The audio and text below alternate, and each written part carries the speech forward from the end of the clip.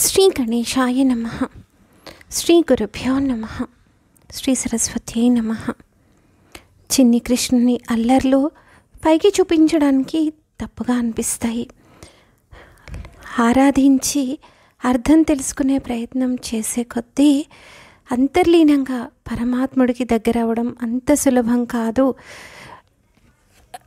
పాలల్లో ఉన్న వెన్నను ఎలా అయితే జాగ్రత్తగా సేకరిస్తామో ఎన్నో దశల తర్వాత, అలాగే ఒక్కొక్క దశలో పరమాత్ముడి ఒక్కొక్క రూపాన్ని దర్శించడానికి వీలవుతుంది అంటూ చెప్పకనే చెప్పినట్టుగా ఉంటాయి. గోపికలంతా కూడా పరమాత్ముడి గురించి తెలిసిన వాళ్ళే, కానీ పైకి మాత్రం కోప్పడుతున్నట్టుగా ఆ వంకతోటైనా కృష్ణుడిని ఇంకోసారి చూద్దాము అనుకొని యశోదమ్మ దగ్గరకు వెళ్ళి చాడీలు చెప్పేవాళ్ళు. అంతలోనే కృష్ణుడి వేణునాదానికి మరచిపోయేవాళ్ళు. ఆ భావనను గణపయ్య హోలల గారి గీతంలో ఇప్పుడు విందాం. యశోదమ్మకు చూడమ్మా నీ పిల్లాడు ఇలా అల్లరి చేస్తున్నాడు అని చెప్తున్నారు. నయతవ బాలమిమం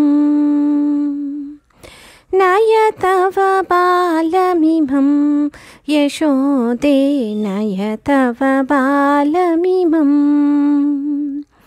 నయతవ బాలమిమం యశోదే నయతవ బాలమిమం చేష్టితమస్యా సోఢుం అసఖ్యం నయతవ బాలమిమం చేష్టితమస్యా సోఢుం అశక్యం నయతవ బాలమిమం యశోదే నయతవ బాలమిమం విశతి సమందం విజనం గేహం విశతి సమందం విజనం గేహం చలతి బిడాల సమం కృష్ణః చలతి బిడాల సమం యశోదే నయతవ బాలమిమం నయతవ బాలమిమం యశోదే నయతవ బాలమిమం దధినవనీతం ఘృతమవశేషం దధిమవనీతం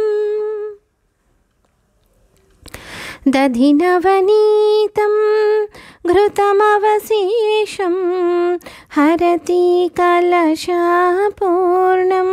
చోరః దధినవనీతం ఘృతమవశేషం హరతి కలశపూర్ణం కృష్ణః హరతి కలశపూర్ణం తవ కృష్ణః నయతవ బాలమిమం యశోదే నయతవ బాలమిమం జలమానీతుం కూపగతానాం జలమానీతుం కూపగతానాం చరణం వారయతి చరణం వారయతి శ్రీణాం చరణం వారయతి శ్రీణాం నయతవ బాలమిమం నయతవ బాలమిమం యశోదే నయతవ బాలమిమం స్నానపరాణాం కులయువతీనాం స్నానపరాణాం కులయువతీనాం వసనం చోరయతి కృష్ణః వసనం చోరయతి తవ కృష్ణః నయతవ బాలమిమం యశోదే నయతవ బాలమిమం గోవ్రజమధ్యే నటనమనోజ్ఞం గోవ్రజమధ్యే నటనమనోజ్ఞం వీణుం వాదయతి వీణుం వాదయతి मृदुलं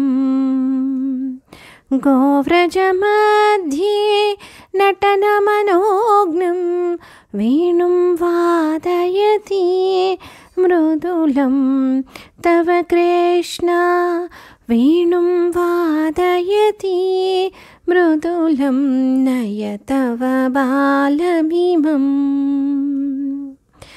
नय तव बालमिमं यशोदे नय तव बालमिमं वत्सं कृत्वा रज्जुविहीनं वत्सं कृत्वा रज्जुविहीनं क्षीरं पाययति